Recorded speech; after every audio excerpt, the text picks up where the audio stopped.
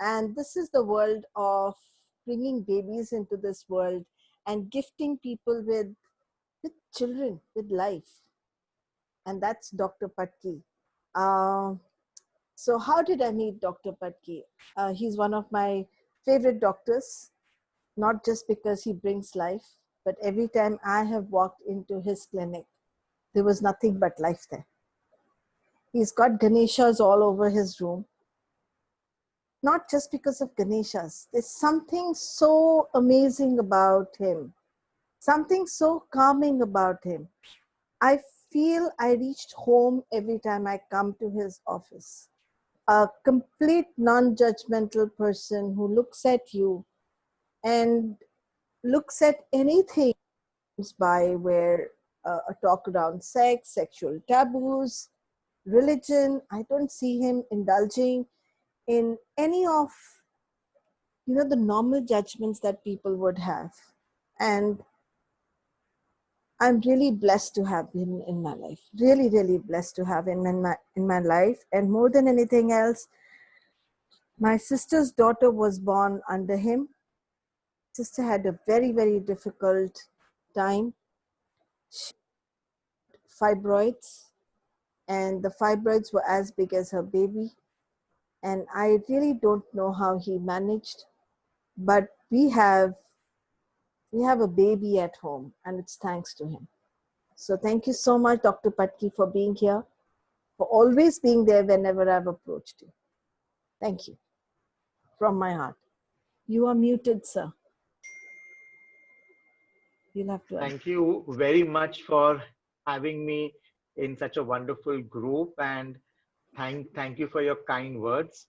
It means a lot because I think such kind words encourage us to do more and takes off all the stress that in that is there in our day-to-day work that we do. Thank you so much, Doctor. Every time I've met him, we've spoken about his work. And something that I've understood over a period of time is that work is important. But what's more important? To know people who give you that work. They have a talent, and talent is just a part of them. The job is just a part of them. He bringing life is just a part of him. But what created him, and what does he do to inspire himself? And his work inspires me completely. And so I asked him today to do a talk on his life journey. So I'm going to ask Dr. Patki to take me to his childhood and give me a glimpse of what his mom, dad, brothers, sisters were like, what was his like. That's like, I always feel that there's a whole how do you say, generation standing behind us. So let's really understand what makes Dr. Patki Dr. Patki. Thank you so much. And uh, I come from very humble beginnings. I was born to parents. My dad was a civil engineer, and my mom had done her BA in psychology. I was second of the siblings. I had an elder sister who was 3 years older to me. And then I had a younger sister who was 5 years younger to me. So I was the child which was in between. So I always thought that I had the raw end because the elder one always is the first child, is always the special child. And the younger one is always the younger one and stays younger all through their life. I went to a school which I think developed my or molded my personality. I went to Don Bosco Matunga, and for those who do not know this school, it is a school which is a all boys school and is very very into extracurricular activities. So there's lots of sports, dramatics, elocution, and various things. So although studies was the formal education, but we got a lot more other education. We learned about sharing, giving, competition. And I passed out more than 30 years back from the school. And at that point in time, I remember our teachers telling us that we had to be mentors to our own colleagues, which meant that our marks did not matter, but my bench partner's marks would matter to me. So they would put one student who was clever and one who was not so clever together on the same bench. And you were not judged by what marks you got if you were the clever person, but you were judged by what marks your bench partner got. So you had to be the mentor and you had to encourage your own colleague. And I thought that was such a wonderful concept of trying to teach your own colleague. So there was nothing like learning disorders. There was nothing like autism. There was nothing like anybody being different. There were no special schools, and Don Bosco believed, even in those times, about inclusive education, which now we promote after almost 30, 35 years. But that's how my school was. My grandfather had 7 children, and it was always his desire that at least one child would become a doctor in the family. In that times, it was always expected that if you had a doctor in the family, your family would be looked after well. Unfortunately to him, none of his children became doctors. They became architects and engineers, just like him. So even before I was born, it was decided that I would be a doctor because there was no doctor in the previous generation. So when people ask me why I became a doctor, I said, I don't know why, but I was always told it was my grandfather's wish, and I'd never even seen this gentleman because he unfortunately died even before I was born. So I went to fulfill a wish of a person whom I'd never met, but I think in a way he had influenced the whole family because he died very young, but he left a very rich legacy for all of us. I Wow. did my medical and my postgraduate education very close to where I stay in Sion Hospital. So I was born, and for the next 50 years, I lived in Sion. I went to Don Bosco in Matunga, and then I did my education in Sion Hospital. And after I finished my MBBS, I wanted to take up a specialty, and I chose obstetrics and gynecology because at that point I thought that this specialty truly is divine specialty because you actually help somebody to bring a new life into this world. The rest of the specialties look after disease and help people to get cured and better, but nobody compares or comes even close to the doctor who helps somebody to bring life to this world. And I thought that was something which is very fascinating to me, and I thought I should become an obstetrician. And that's how I chose to be an obstetrician and a gynecologist. Wow. I, Brilliant. I had an opportunity to go to UK for 5 years for my further education, and I specialized in the field of infertility. And after 5 years, when I chose to come back to India, my consultants there were rather shocked because I was doing so well there, and they expected me to settle back in London. And in fact, one of my English consultants told me, you're going back to Mumbai, but in India, there are people coming out of each other's ears. I don't think they need your specialty. And that is the time I thought he was so wrong because the incidence of infertility is same all over the world. So 1 in 5 to 1 in 6 couples need help to conceive. And I thought in our country, where infertility is not a problem of the couple, but a problem of the family, it's a social stigma. The couple, especially the woman, is ostracized, is not considered a good woman. So I thought that I think I need to go back to my country to help such couples conceive. And that's what brought me back into Mumbai. And I've been practicing that field for the last 20 years. And I think it's all God's gift. I use my education or my formal training, but I think there is a divine power which helps me to help couples to achieve one of their goals, which is to have a family. And I feel I am blessed that I am able to use my expertise to bring happiness to these couples. Wow. Dr. Patki, ever in childhood, ever had instances of ragging or someone doing something to you that wasn't okay, or anything that put you off from education or any of the other things? Ever happened like that? Two instances in my life. If you would have noticed, I stammer. And as a child, I used to stutter and stammer a lot. But I think my school teachers encouraged me. And I think that gave me the confidence. And in fact, in my school, I used to win the elocution competitions and the dramatics. So I think that gave me the confidence that even if you have some speech disorder, it doesn't matter. It is your confidence and how you project yourself. And now, in my specialty, I lecture all across the world. I'm invited to lecture across the world. So I feel that was something which my school teachers put it into me that it doesn't matter. As long as you can express yourself, I don't think you should feel shy. One of the incidents which actually brought me close to being a patient was when I was doing my specialty training in obstetrics and gynecology. I was diagnosed to have a brain tumor and I was operated in 48 hours. So that brought me close to understanding how a patient feels and how you feel as a doctor, how you have to empathize with the patient, and how even small things that are told to you sometimes are blown out in their brains. I was only 23 years old, and at one time I thought that I should give up a surgical practice because maybe I won't be able to practice.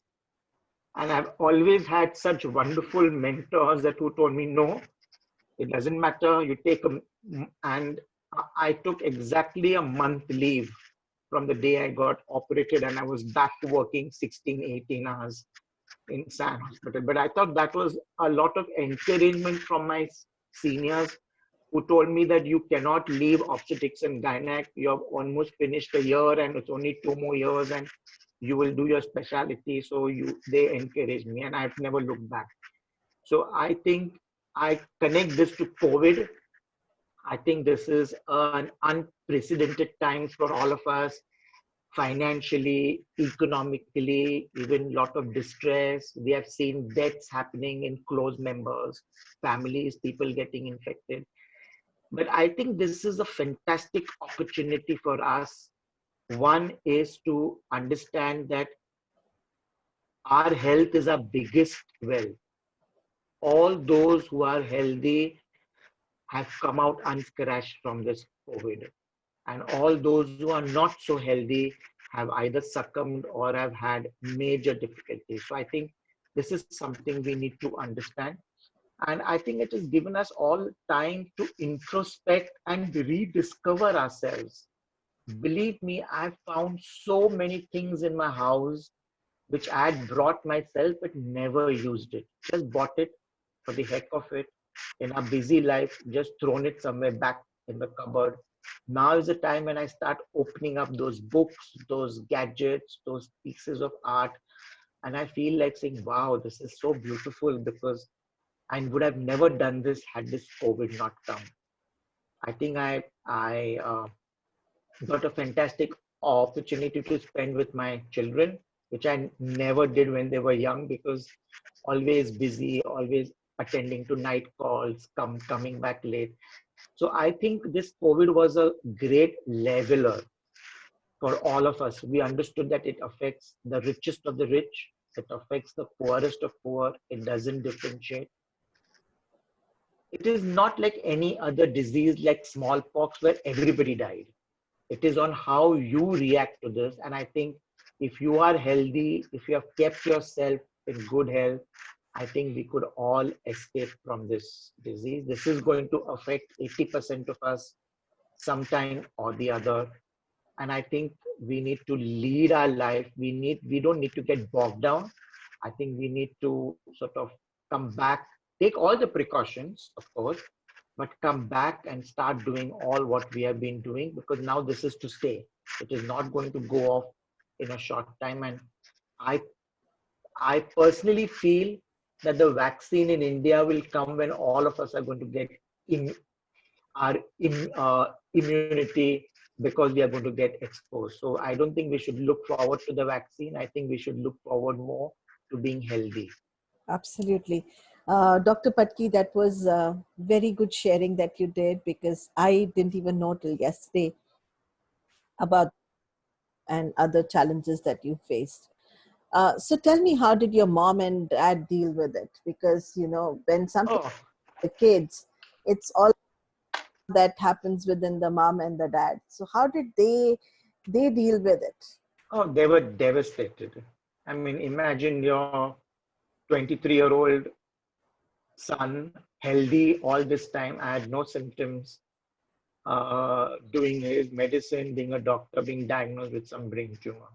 So they were devastated, I think, and I was more worried for them than for myself, because inner, I knew I would fight this. I've been always a fighter, so I knew I would find this out.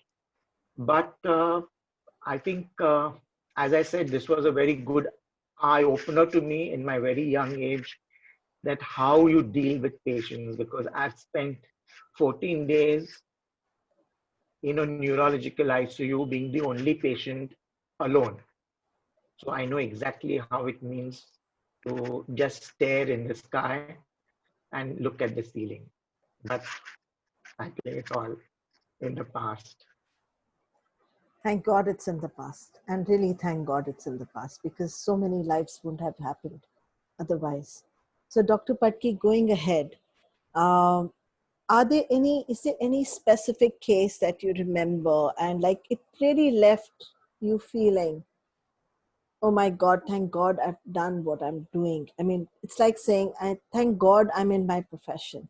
Has ever something, any patient that's really touched you in that way? Plenty of cases which I remember, but offhand, I can think of one patient who was referred to me. She came from a little lower middle class, so may not be very affording patient to, and she had already spent a large amount of money trying to get pregnant. And even, I mean, this I'm talking about almost 16, 18 years back, when I just newly come back and was new in my practice. And at that point in time, and even now, as I said, infertility is a problem of the family. It's a social problem in our country. And she came and she told me that although her husband is with her in this journey, but there are lots of pressures. They have already spent a sizable amount of money, and but she was desperate to have a child. And at that point in time, I told her, why don't you write to NGOs asking for monetary support? And I then realized that infertility was not considered as a disease. It was not considered as something which every couple or everybody should have.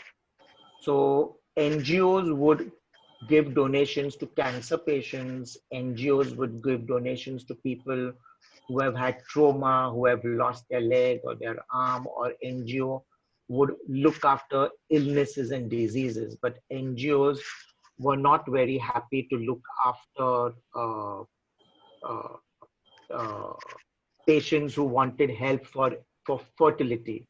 And that was something which was troubling me basically, because I felt that this is not right.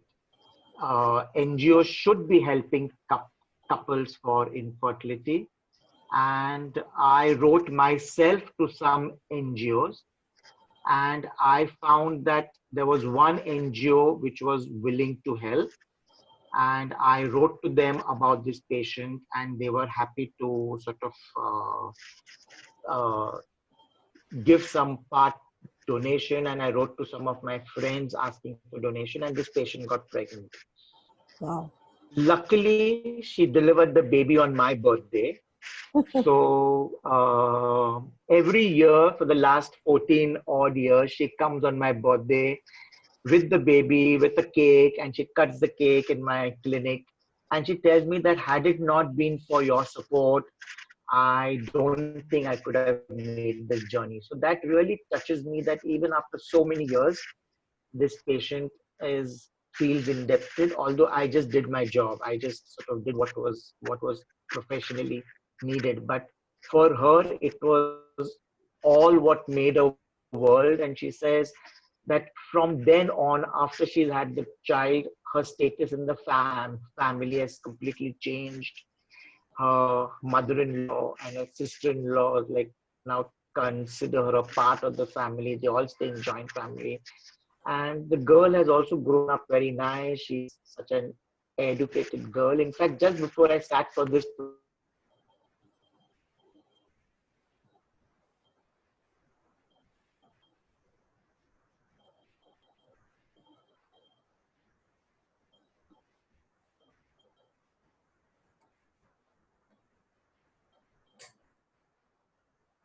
and I think uh, we'll come back.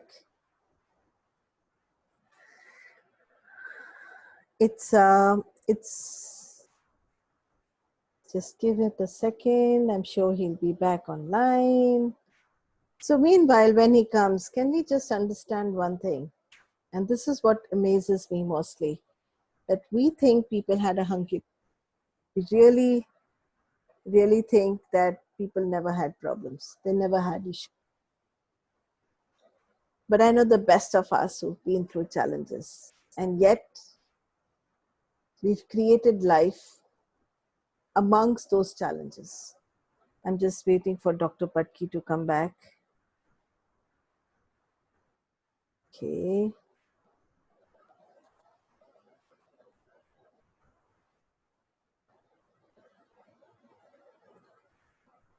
Okay.